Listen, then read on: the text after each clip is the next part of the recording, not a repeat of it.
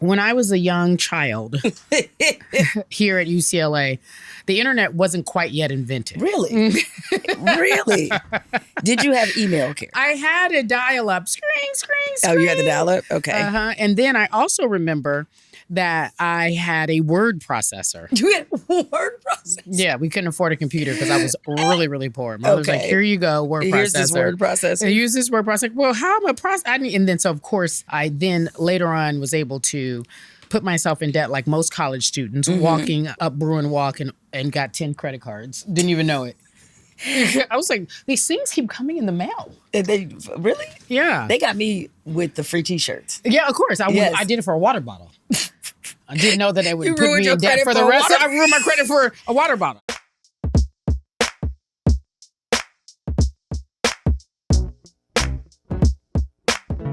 I'm excited about this new episode of Flagrant and Funny. We're always in a different location. It feels fancy. It does. It feels like, I just want to do it. Do you think we can always do the show on the road? I mean, I would enjoy that. But see, people get the wrong idea, Cari. They start to think we got some money. And we do not. We are balling on the budget. We are selling tapes out the truck. So come and get it. Yes. But look where we are. We're inside of UCLA's locker room. I got a call from the athletic director, and he suggested that we would come and do our show on Selection Sunday, which is coming up. But we both had different schedules, and so it couldn't work out. But they allowed us to come on campus today and talk about what the program is about. Because as you know, my UCLA Bruins... Oh, here we go. Go ahead. My UCLA Bruins, the women's basketball team, back-to-back Big Ten conference champions... What happened? We're not going to look. We're at UCLA. This ain't got nothing to do with Michigan State. Okay, so I said, well, great. I said, you know what? Guess what? I'd like to interview the Big Ten Coach of the Year. Yes, Cori Close. We love her. We do love her. I know you can love your coach, but I love my coach. No, I love your coach. I think your coach is fantastic. And they said yes. You got Coach coming up, which we're going to talk to her, and we have Gabriela Jaquez, who is doing so well. I think this is her junior year, and then we have Kiki Rice, who's a senior, who's really great. Gabriela, you know who her brother is? I do. Yeah, he plays for Miami Heat. Yes, okay. I know who he is. But this will be great. It'll be an opportunity for you to be in community with your Bruins. But I think what's even better is that we get to reminisce about college. And in particular, what Cari Champion was like in college. Picture it. Sicily. Picture 1885. Westwood. 1806. 1806. Cari was out here churning butter. She was doing her term papers on a scribe. By lantern. By lantern. Right. Okay. She was getting water from the well. Getting water from the well. Yes, absolutely. Walking uphill 25 miles. And let me to make it to her one-room schoolhouse. My one-room schoolhouse, Little House on the Prairie, one-room schoolhouse. Let me just make sure Gabrielle is not a sophomore. Confirming that. I was thinking she was a sophomore. Gabriella? She's a senior? Oh my God. Gabriella's a senior. Where did the time go? Gabriella is a senior. What? Oh, I'm old. So am I. I thought she was like a junior tops. It feels like she has Cori, not been here sure that about long. That information? Gabriela is a senior, but they're going to love both seniors that we have. We got the seniors here, and it's going to be a great episode of Flagrant and Funny. I hope y'all appreciate it. What I was thinking was, when I was walking on campus today, first of all, campus is beautiful. It is a beautiful campus. But you have to realize, even growing up in LA, we would never come where I grew up anyway. We didn't come this far. Like, I would never come to Westwood. It just felt like a distance, too far for me to even travel. Is it considered the fancy area? For sure. Okay. But for sure, because you're right here in Brentwood. Remember OJ? Brentwood? I recall Orenthal James. Yeah, he was speaking of USC. No, but when I was on campus today, I was just like, these kids have no idea how good they have it. This was the best time of your life. College was the best time of your life. College was easily the best time of my life. Like, no real responsibilities except but you for thought us. you had some. Because we ended up getting those Discover credit cards. Girl, the way I ruin my credit need to be studied. Same. I was like, it was a negative. Is that such a credit score? I mean, can you get a negative? Can you get a negative credit? Well, but when I had a roommate at the time whose sister went to UCLA, and Sunset Commons is what they call it here at UCLA, and they had just built this housing dorm, and somehow, thank you God, I got on the lotto and I was able to be in Sunset Canyon, which was the brand new dorm. It was really, really fancy and everyone loved it.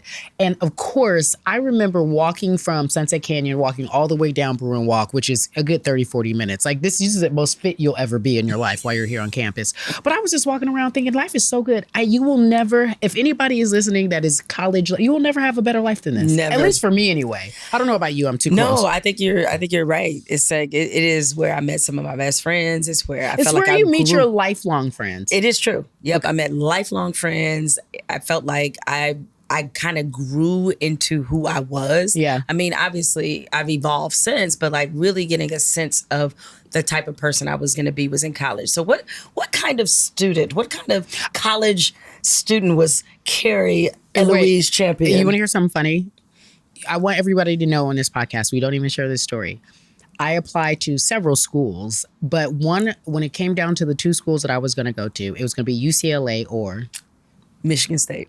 Michigan effing State. The UC, she be talking mad trash about us, but she wanted to be a Spartan. Only because Magic Johnson I was just saying, there. let me guess, it was Irvin Magic Johnson. Magic Johnson went there, and I was such a Laker fan.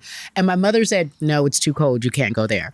But it reminds me of, this was meant to be. This friendship of ours was meant to be. Like, because we were going to be friends in college no matter what. Because we would have been there at the same time. We would have been at the same time. How crazy would that have been? And we would have been friends, or I would have not liked you. One of the other. You would have liked me. I'm very likable. You would have definitely liked me.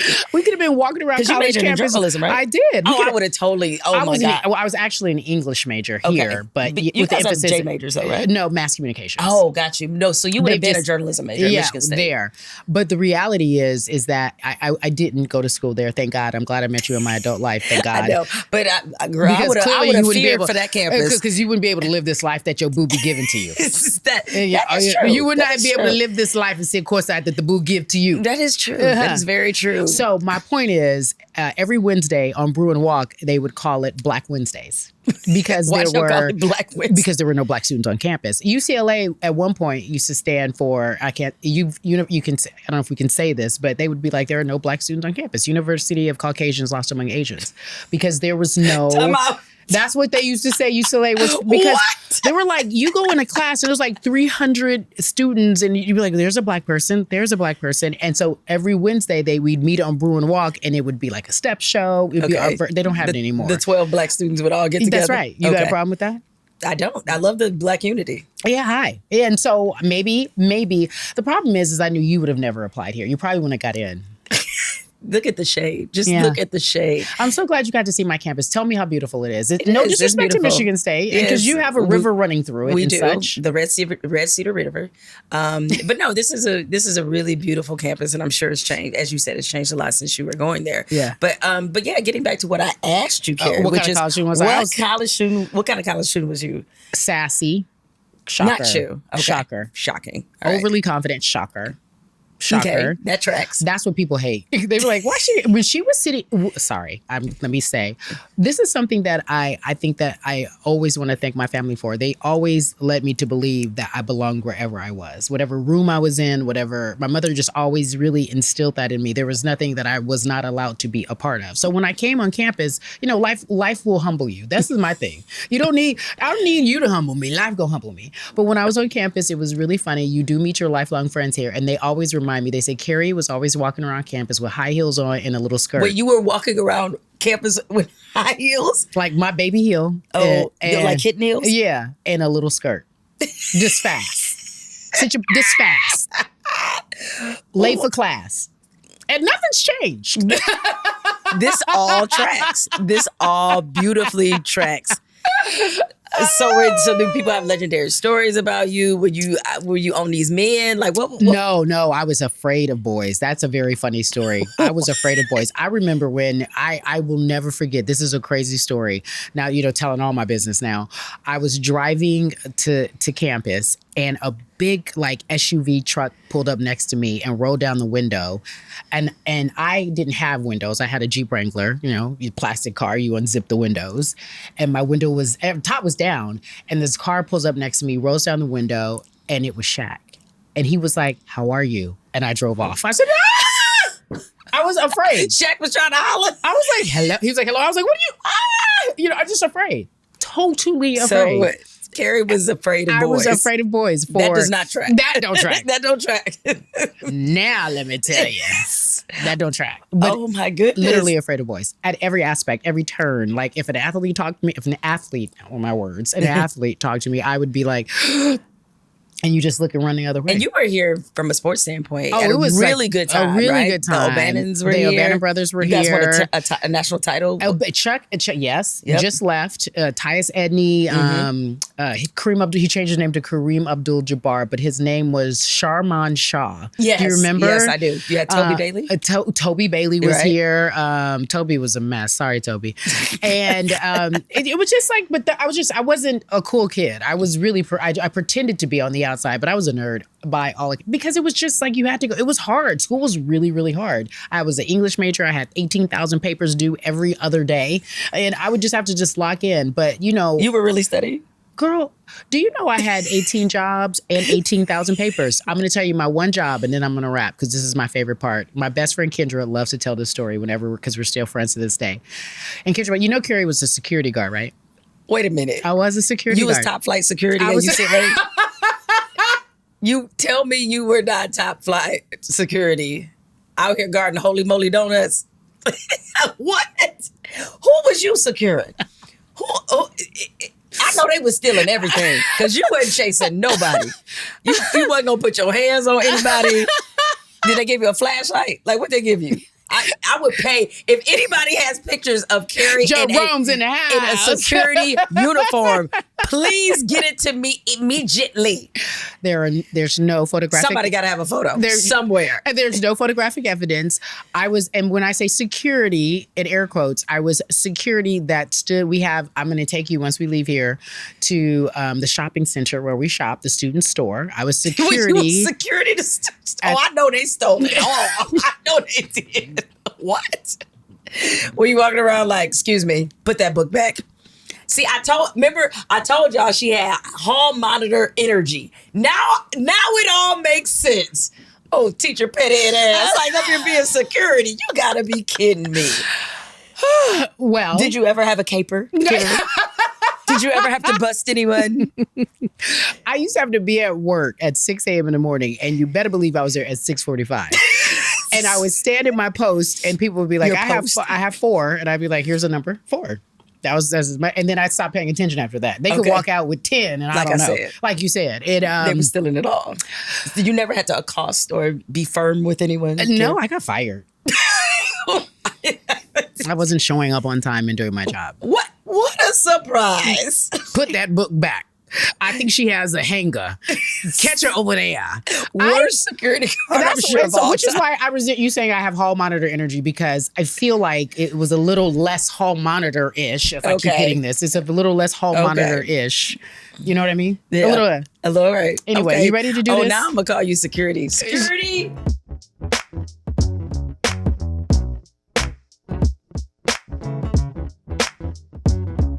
You guys have this thing called class. Yes. You're still going to school? Why are they making you guys go to school? That's a great question. You guys are upperclassmen. They attending class for this. That is wonderful. First and foremost, we really appreciate you guys coming on the pod. Yes, thank you so much. So we aired on YouTube. It's a lot of fun. And her and I go back and forth because she went to Michigan a school State. y'all beat by 23. Not that I remember. And we Not that I remember. And we love it. So I talked so much trash to her, and I was like, well, welcome to what a real campus looks like. Gabriela, it's okay. She loves it. If we were at Michigan State, she would give me such a hard time. I love UCLA. It's beautiful. Yes. Okay. So congratulations. Thank you. Big Ten champs. Back to back. I have to talk about what I think is something that, not even necessarily the elephant in the room. You all have been able to put such a beautiful season together. How do you feel? Do you stay in your head? Like, what is the advice coach is giving you? I think just taking it one game at a time. I think that once we, are preparing in practice every day, it's like going 1-0 today in practice in the film room and things like that, because it can get, it's a lot. Looking forward to what's ahead, it's a lot. There's a lot of pressure. And so making sure that we're staying within our inner circle with the people around us is really important. I mean, I would say the same thing. I think that's one of the biggest lessons we learned from last year. I mean, when you get down to like March and April, like there's a lot of talk about what's going on outside of, the team. And I think just focusing on the things that we can't control and narrowing that like attention to just talking about, all right, who's important? What do we need to focus on today? How do we need to get better? Rather than focusing on what people in the media, other teams, like people are going to try to distract you. And I think that's their job. That's what they do. But if we can stay focused, like we're going to have a competitive advantage against who we play. All right. Well, Kiki, you walked right into my next question. Let's talk about last year and like lessons from last year, other than figuring out a way to block out the noise.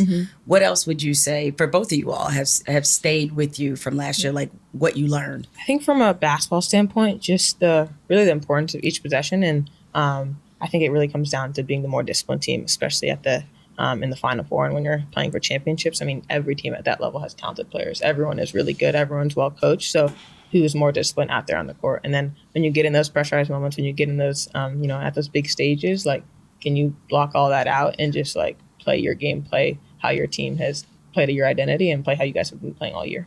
Yeah, I would definitely agree. It's all the little things and making sure like things we've been focusing on the off season, literally last spring.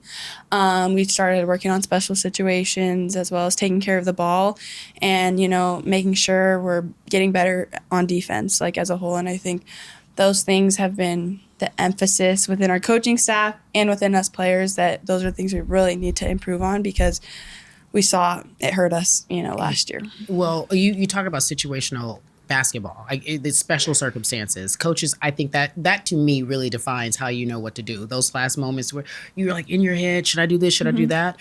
When I look at you all, some of the things that I have heard and which I always defend is that we're just not tough enough. I was like, no, I think Gabriela and Kiki could be somebody's ass. Like I was like, y'all just, I am so silly and I want them to understand. Like I'm like, I wish I could be back here playing. I wish I was a student, like literally playing basketball. And when you hear people give you guys that knock, what do you think? What do you say to that? Yeah, I think we are really tough, and they don't know us. Especially like me personally, I think I'm tough. I've always been that way. That's kind of how I play, and I think that toughness looks different, and so people don't realize that. And so just because you might be over the top and all this and that, and whatever you think, toughness looks different, and it takes toughness to stay disciplined. It takes toughness to making sure you're knowing the scouting report. It takes toughness to dive on the ball and go get a rebound, and so it does look different within every person. And so people think it just means one thing, and I think if people realize that, they can realize.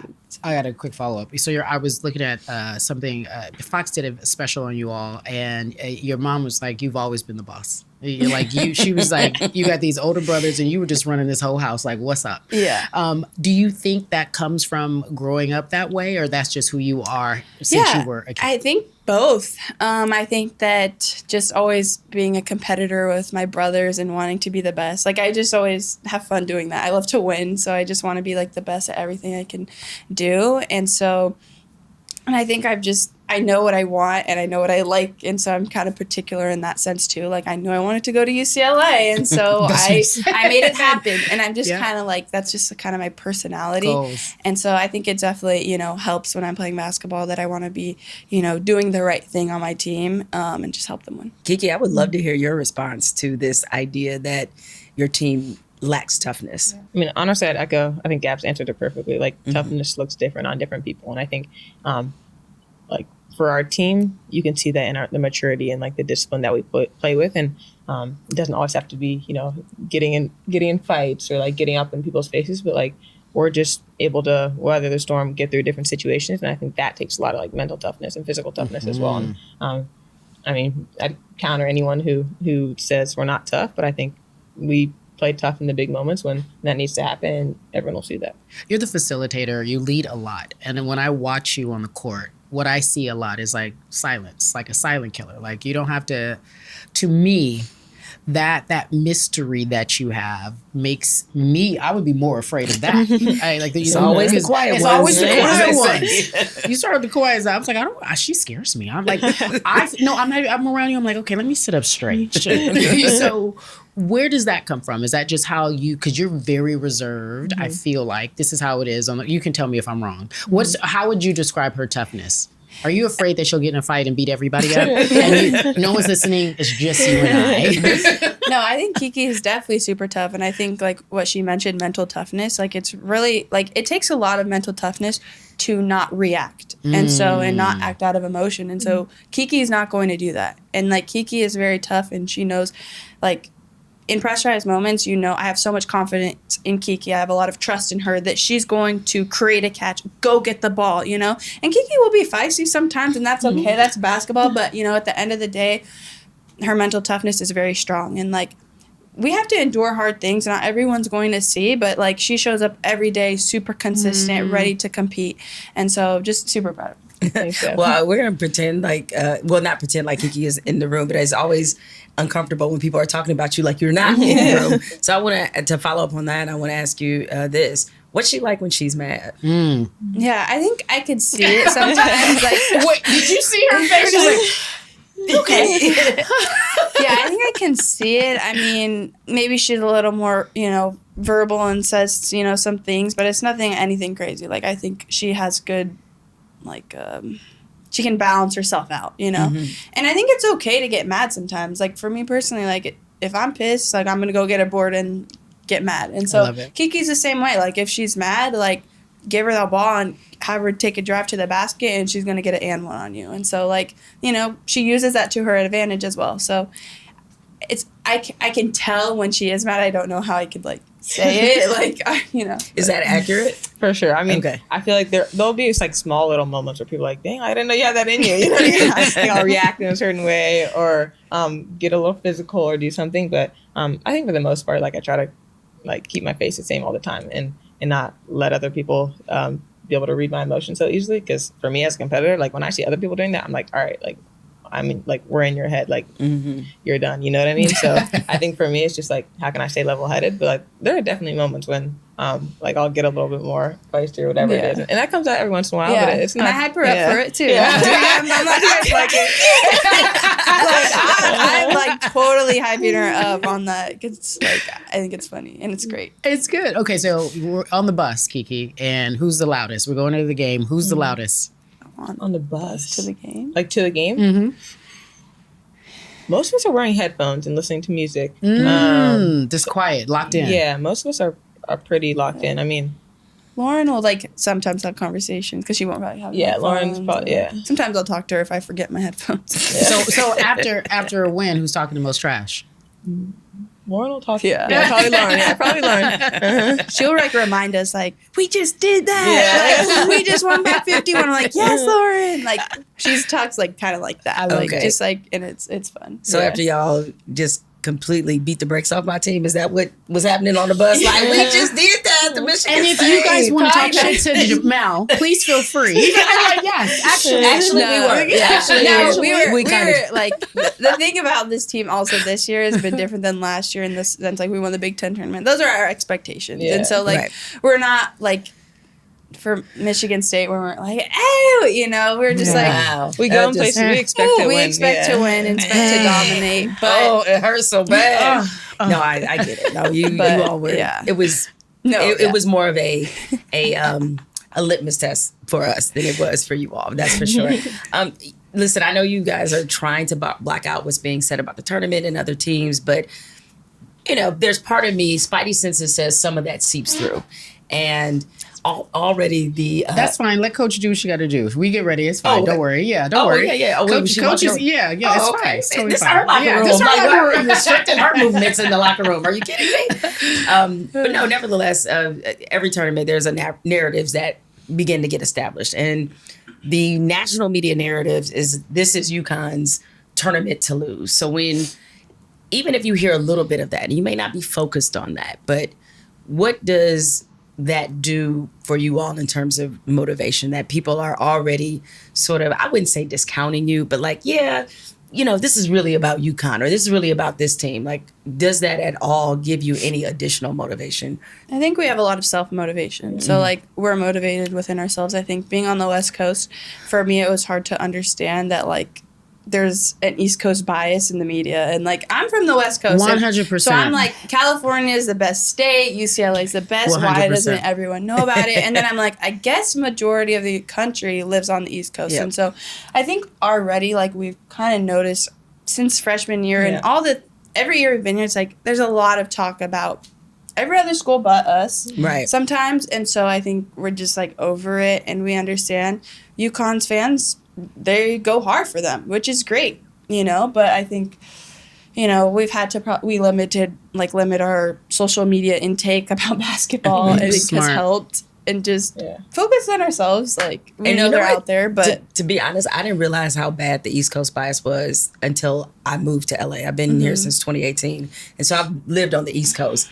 I think it's because they're sleepy. Because the games... Yeah, they don't stay up late. They don't stay up late. Watch Like, games. that's where the bias comes in. They're sleepy. Yeah. I was like, do you know how much better it is to watch games on the West Coast? Your day is done early. yeah, we It's talk about with the amazing. Super Bowl. Yeah. Like, it's Oh my earlier. God. When we were at ESPN, we'd be watching games till like 10, 11 o'clock at night. And I'm like, Yes. God, I'm It tired. was the We got to get worst. up in the morning. And then most importantly, I think the reason what she's also trying to say is that if she had an opportunity to go to UCLA instead of Michigan State, It be your own people just every time. She would come here. she would, Yeah. I mean, if I had to, she walks around this campus, she's like, yo, I said, I know. Welcome to, Yeah, It's everyone, yeah. I literally didn't, but that's okay. You can tell yourself that. We're at your school. I'm at your mercy. So let me Roast ask you ladies this. I know you guys have to go to class. I'm really, and by the way, me teasing Jemele is just the way we do the pod. But I love the way you carry yourselves. You guys are always just so above it all. You really are. And I don't know where that maturity comes from, because I'm still trying to grow up as the big adult that I am. I do all the trash talking. I'm like, look at the way she carries herself. Look at the way you handle the media. When you look ahead, because now the goal is not just getting to the Final Four, it's take it all. Like, that's the expectation. I know that is. Mm-hmm. And you look back on Final Four last year, where are you in terms of how I'm coming into that mindset? I know I know, Coach, don't get mad at me. I know I'm thinking too far. But in my mind, I'm like, we there. Yeah. I honestly think one of the biggest things about last year that we realized being there is, like, there's so much going on. Like, you touch down and, like, there's people outside the plane, there's a red carpet, there's cameras, there's award ceremonies all weekend, there's a ton of events that everyone puts on. But I think having that experience of being there and knowing what to expect, like, we'll be able to be prepared for what we're going to have to go through that weekend in order to, like, and then still be able to play high level basketball, still be able to do our thing. And whether that's, like, adjustments we need to make as a team and doing less stuff or just figuring out what works for us, I think we'll have that preparation of, okay, like, we know what to expect. And I think last year, like, some of those other teams, they've been there before, so they, like, have been through that. But I think knowing that it won't be our first year there and having that experience and, having been there, I think it will definitely help us. Favorite player in the W right now? Asia Wilson. Yeah. I got to meet her, and she's super sweet. Oh, yeah? Okay. Yeah. When did you get a chance My to meet brother's her? teammates with BAM. So, Well, yeah. Yeah. Oh, I was at the game. actually ask you Yeah. The if he said anything about the 83-point game. I haven't talked to him yet, but no, All right. yeah. I'm a big fan of Asia Wilson for sure. What about you? I would probably say Asia or Nafisa. Nafisa too, yeah. Fisa's one of my faves. Yeah. Well, One of is my faves. there anybody, at the next level you're looking forward to competing against? At your position, maybe? I would say Chelsea Gray has always been one of my favorite players, someone that I've looked up to. I've studied her game a lot, so I feel like playing against someone who I've looked up to like that would be really cool. Yeah, pigeon toes, tiny feet, like a little bunny hop walk, whatever that is. What about you? Yeah, I think I'm going to be so excited to just have an opportunity. I mean, I don't know if I could pick one. 'Cause who knows? Maybe I'll be teammates. I don't know. Yeah. Maybe me and Kiki will be teammates. I don't know. I would love it. Put it in I the think universe.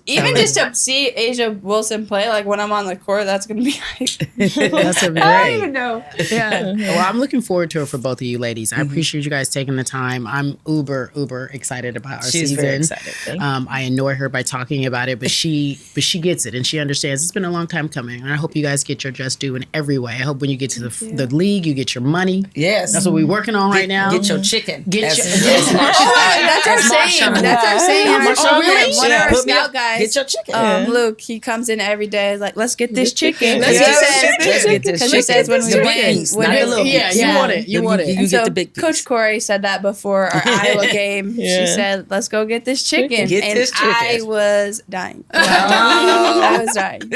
I'm wishing y'all the best. Yes, Anything else you good want to luck. ask? No, good luck with everything in the tournament and beyond that.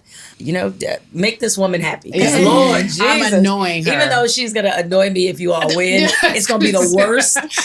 But The best. But the best. The worst I and the really, best. I want to see this happen. Me For too. you, win one for Cari. Win one for Yes, us, we will. Thank you. Thank you. all. Thank you. Thank you.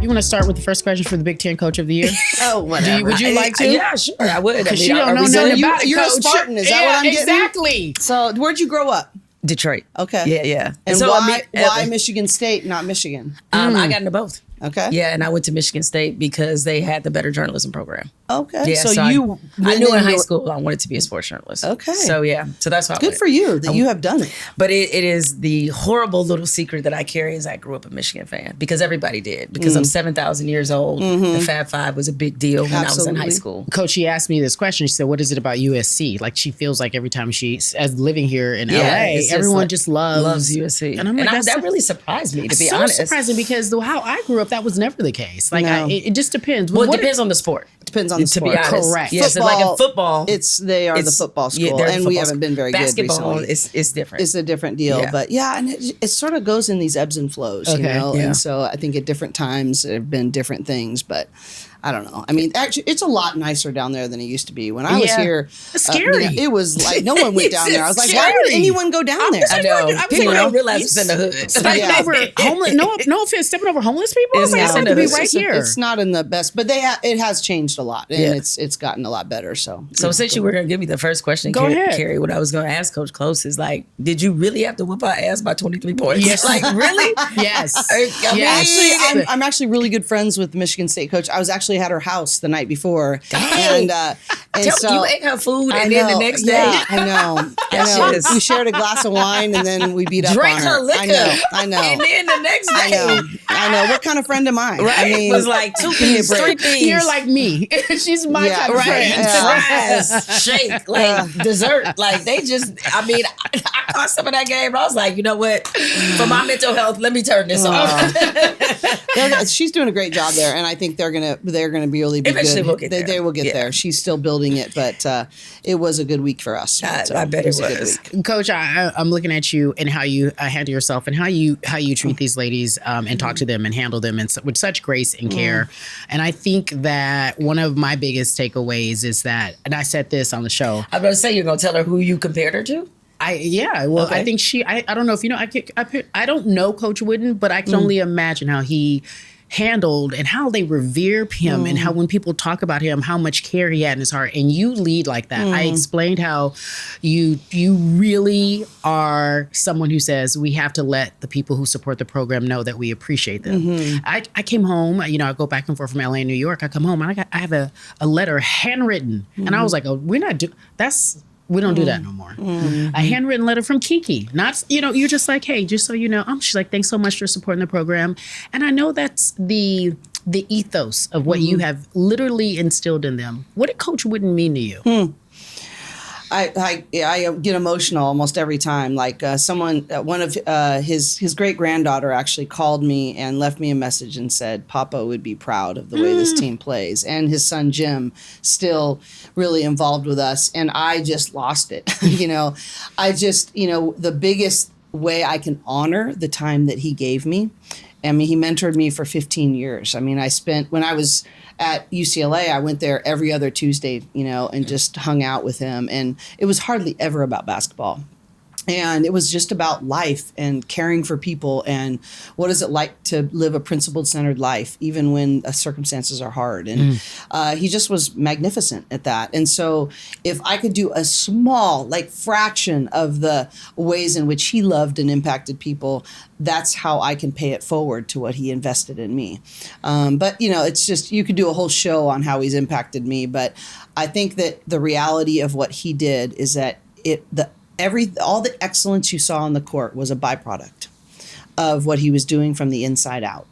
And it was never about the wins and losses as much as it was about building the character, loving people well, making sure this was a 40-year decision and not a 4-year decision for the young men he got a chance to invest in. Yeah. And someone sent something to me today that said that the narrative about me is that I don't have a killer instinct and I'm not competitive.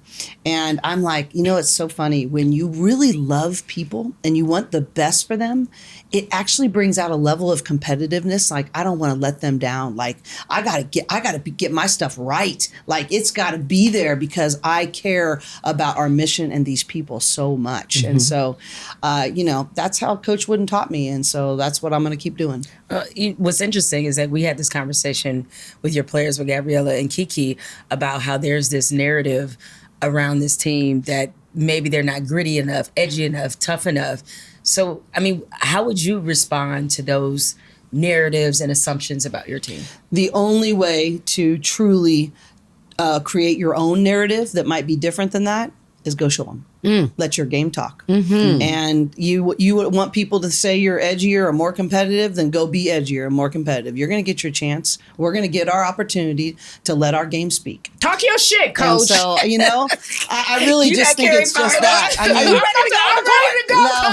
I mean, I just think that talk is cheap, you know, anything leading up to that. Say what you want. I mean, we're either going to be that or we're not. Right. And it's going to either lead to where we want to go or disappointment. And so I do believe that I think that is something we've been really preaching to ourselves all year is you got to go take things. No, I don't care how pretty you play the game or how nice you are off the floor.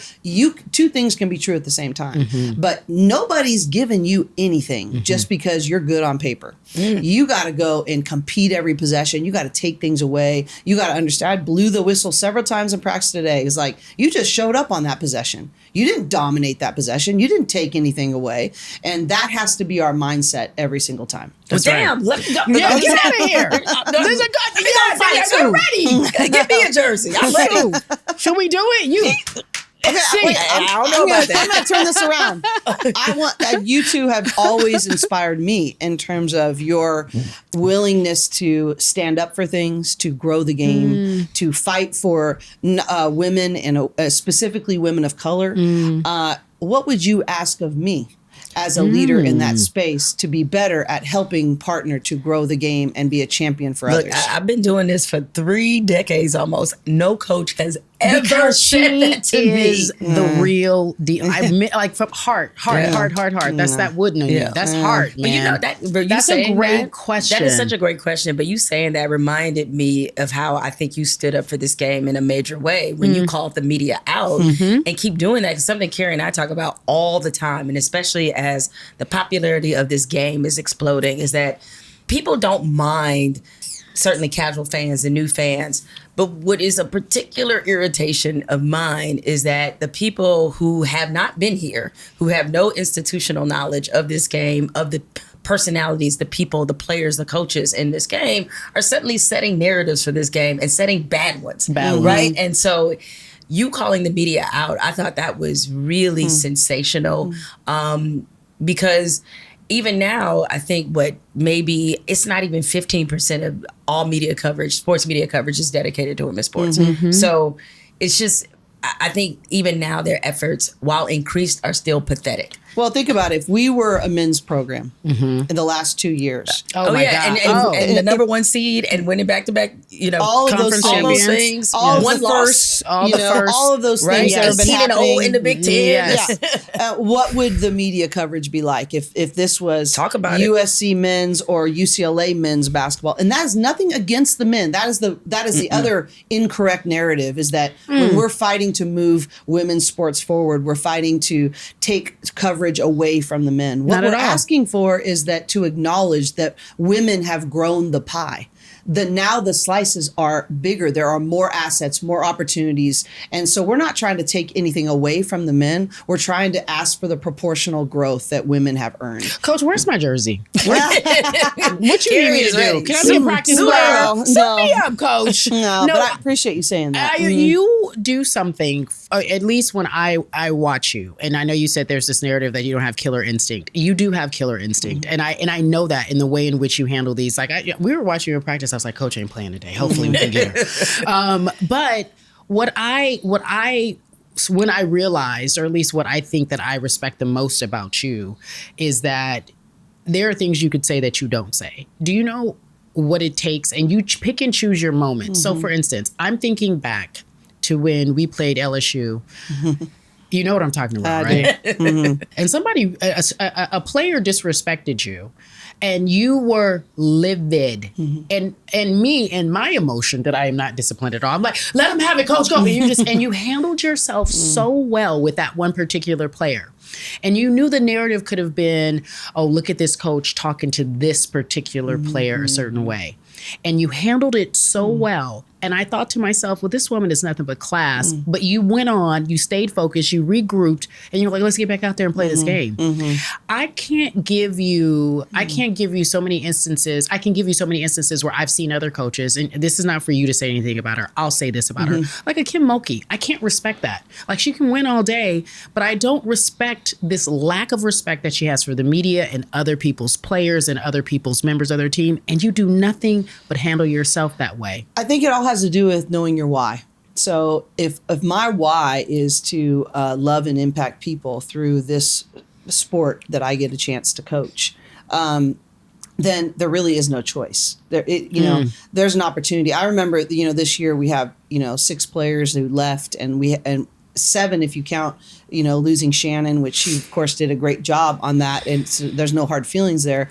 But my prayer literally every day was help me to show unconditional love. And, when things happen where where it's sort of you get dissed or something happens, it's an opportunity actually, if you know your why, to go, you know what, if that's my true desire is to show unconditional love, that it may not be received. You're planting seeds for maybe someone else to water that maybe is going to come out in 10 years down the road. I have to see that as an opportunity, not as a obstacle.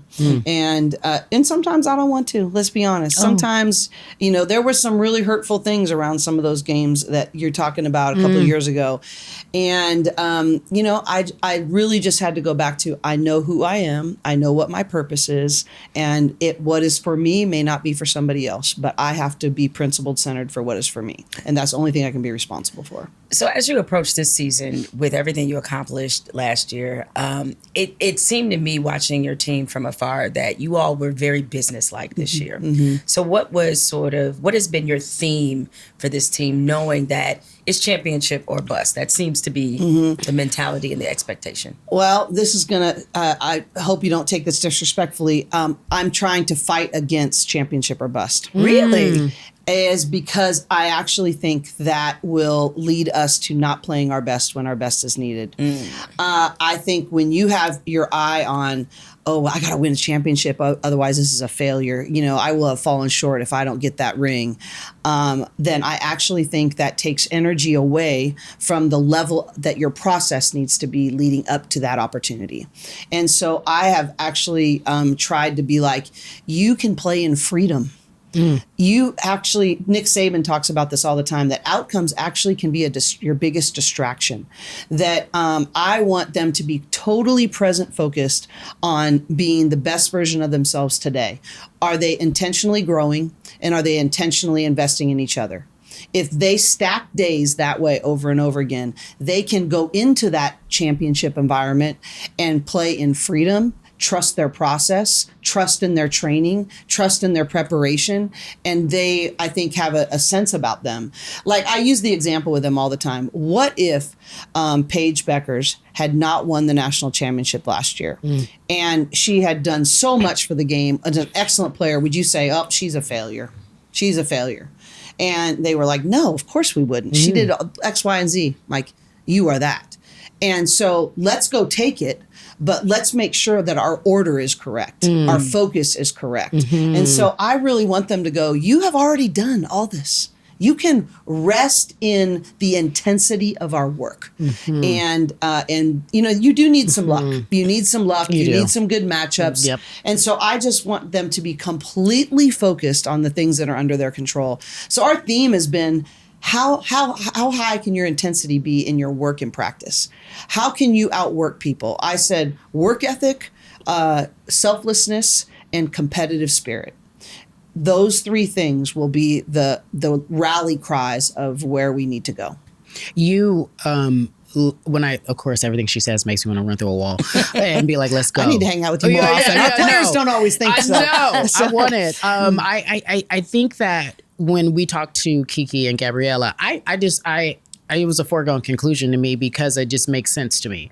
But when I talked about them being at this next level, going into the W, you look at the W now, and I don't know how much you're paying attention to what's going on with the CBA. I'd love your thoughts on that, about what these women are asking for, because you have been around before there was no league, right? You knew that you knew what it was when it started, and you see it now. Yeah. And the good and the bad of it all. I want your take. Well, I was actually talking to an agent about this yesterday.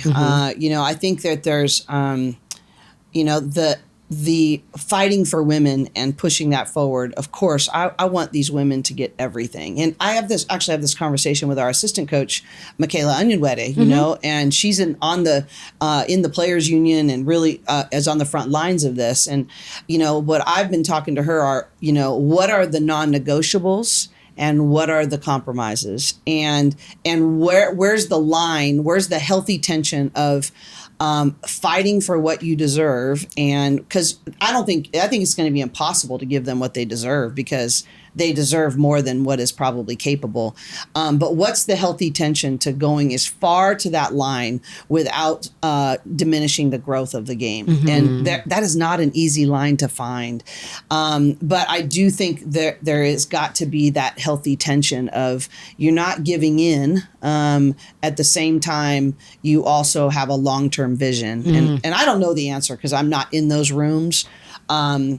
You know, and I just want them to have it all. Like, you know, I would have just loved to have had a league. You know, when I graduated, it didn't even exist. And so, and I was too chicken to go overseas. And so, you know, at the same time, like, I also want to go, it's time. It's time for people to step up. It's time for the ownership groups, for the corporate sponsorship, for the infrastructure to be built correctly. Part of the way is that it's been sort of a rinky-dink, piecing it together from a league office standpoint, which is, you know, we have to address that too, because you're not setting yourself up for success. I mean, I'm dealing with that in the college level right now. It's one thing to say we're a semi-pro organization now. We have NIL, we have rev share, we have all these things. Well, you better have a front office then. You have better have something that has an infrastructure for sustained excellence. And so I think that's just as much of an issue as, you know, what is the CBA going to be right now? Is do we have, you know, are we maximizing all of the angles of growth that can reward these women for growing the game the way that they have? So I really feel ill-equipped because I'm not in the weeds. But I do think there's going to have to be a healthy tension. I feel like you mentioned on the collegiate level, semi-pro. I feel like the ladies coming into the league are changing the mentality of the league because of the money that they make, because of what they expect. There are expectations. Totally. And you're going to have to meet those expectations. Yeah. They're going to have to meet the moment. Well, and also our college players are going to have to meet the moment because, you know, you can't just show up and go, there's no participation trophies here. No more. Like there is an expectation of how you do your job. So I'm doing retention contracts right now for next year and having those hard conversations about, look, this is not like, oh, well, I've been loyal another year. I'm going to get such an X percentage increase. Not when it's money on the table. Right. That's not how the world works. Nope. Right. And so you have got to earn, you've got to perform. That doesn't make our philosophy transactional. It just is the reality when money has entered in.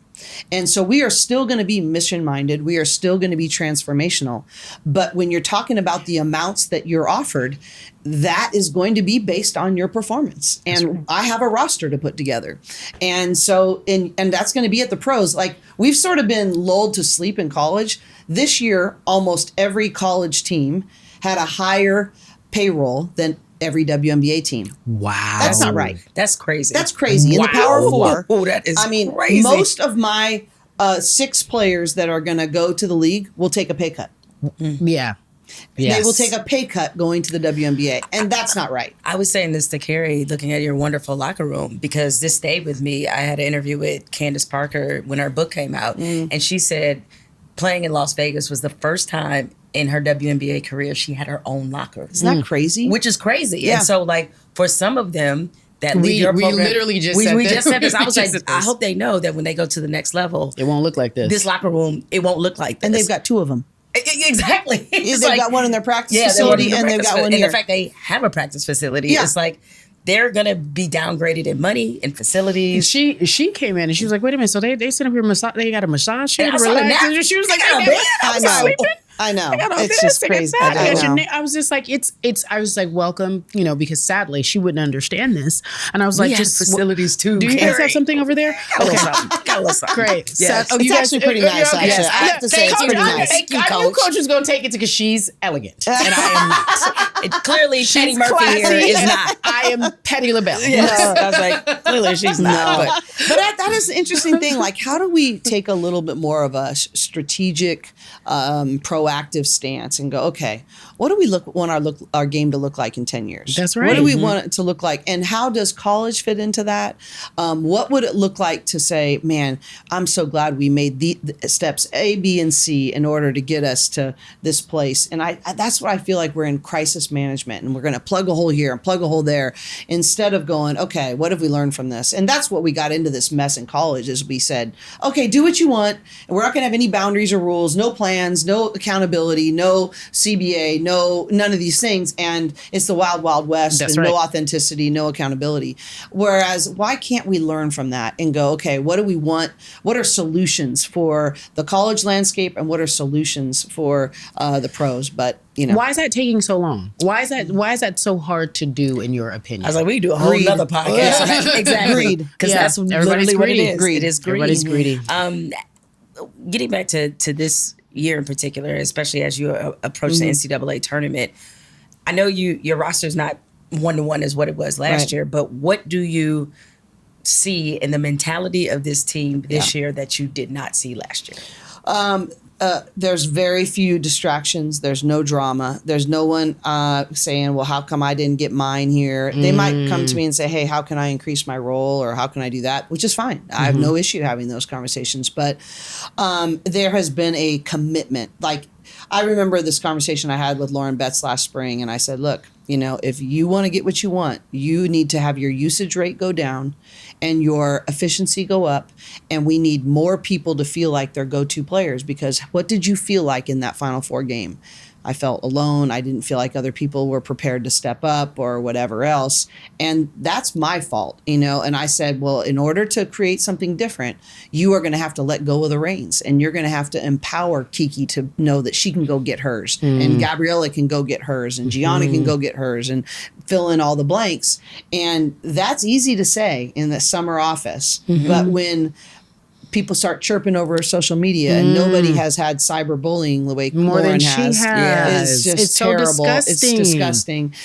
But for her to stay committed to that in the midst of that and go, okay, yeah, no, this is best for us. It is best. And I was so happy in the Big Ten tournament when Kiki was MVP and her sister had a breakout game and had more points than her. There was nobody more excited for them than Lauren. I want a best-to-best connection. Yeah, it's amazing, and I think that's been our key. That's what makes us different this year. There is truly a whatever it takes to win, and that is hard to follow through with, easy to say, and this team has followed through with that. Lauren is unstoppable. And do you wonder, because as I listened to all the interviews, what she's even said about herself, like she suffered with imposter syndrome. She's trying to figure it out. how does one, because the mental is where you win. That's it. That's it. We're so committed to that. Mm-hmm. That's where she is. Well, I think, Lauren is one, but Tasha Brown, my assistant, deserves so much credit with this. She runs our mental conditioning program, but it is literally just like you go to the weight room every day, we go to the mind gym, and we are intentional about it. There's a curriculum about it. We believe you never outperform your self-image. So if I don't help Lauren speak well to herself and view herself in an empowering way, then it doesn't matter what her jump hook is like or anything else is like. It doesn't matter what her talent's like. If she doesn't believe it, there's going to be a ceiling on what she can become. And so we work so hard on learning how to talk to yourself rather than listen to yourself. We work so hard on helping them understand their locus of control and what they give their attention to, what they give their power to have people who have input into their lives. Not everyone gets that. That's a daily exercise, an hourly exercise, a minute by minute exercise. And we've gotten great feedback from our alums that is probably one of the most transferable equipping skills we've provided them that go with them in whatever area of life they choose. And that's that's the mission of our program, is to teach, mentor, and equip young women for life beyond UCLA, to create an uncommon transformational experience for every young woman. And I would say that the mental conditioning side, the mind gym side, is maybe one of the most rewarding things I've seen. Kiki Rice, I remember when she came in with her trainer the summer of her freshman year, I asked her trainer, what do I need to know about Kiki that I don't? And he said that she's a more confident ping pong player than basketball player. I was like, what? He goes, you put a ping pong paddle in her hand and she's like, boom, boom, boom. And this moxie comes out. She doesn't yet believe how good she really is. Her confidence is not nearly as high as her talent or her skill. And I was like, you got to be kidding me. And so for us, pouring into her, helping her remind her what her work ethic has earned her, and her watching her believe that I'm that girl has been really fun to watch. Oh no, that's just I want to go to the mind gym. Is it open for all of us? Well, I always tell Tasha when she's done, I was like, that was for me. That was not for them. That was for me. That was for me. By the way, with that being said, as we wrap this interview, this interview has been for me at least. Like when I think of you, kidding. I'm like, you are dropping bars. And I'll cry at a heartbeat. But I'm just so proud to be an alumni. Very, very happy that you consider me a friend of the program, and it's just an honor to talk to you and see what you do to these girls. Well, I'm really, we've had some people in our village, and you are one of those people in our village. And don't tear up like me, because then it gets to me. Oh, God. But how they say it takes a village to raise a child. I am truly humbled by the village that has helped us build this program. Amen. And because it is not a team, it is a program. And that is what I told our players at the beginning of the year. If we don't win a national championship, that will not be my failure. If I don't love and teach and mentor and equip you for life beyond UCLA, that would be my greatest failure. And obviously you want both, and you're pursuing excellence at the highest levels at every single turn. But there's this sense of humility and gratitude I have to have a village of people in this transactional age that has gotten behind our mission and supported me, and you are one of those. Thank you, so thank you, Sherry. I know. You have brought my co-host and friend to tears. Coach, I wish don't have any tissue. Really? That's when you're really friends. That's when we're friends. She just really friends. All of her snot all over me. That is try to bring a light moment. Truly wonderful. Well, Coach, we love you. Yes, we wish you all the best. Good luck in this tournament. Thank you. And it was just lovely to be able to be in community with you and be in community with your players. So let's be in community more off camera. Yeah, let's do that. Definitely, so, for sure. Love you, Coach. Love you guys too. Thank you so much. I know. Love you too. Come on. Such a little sap. Love you to pieces.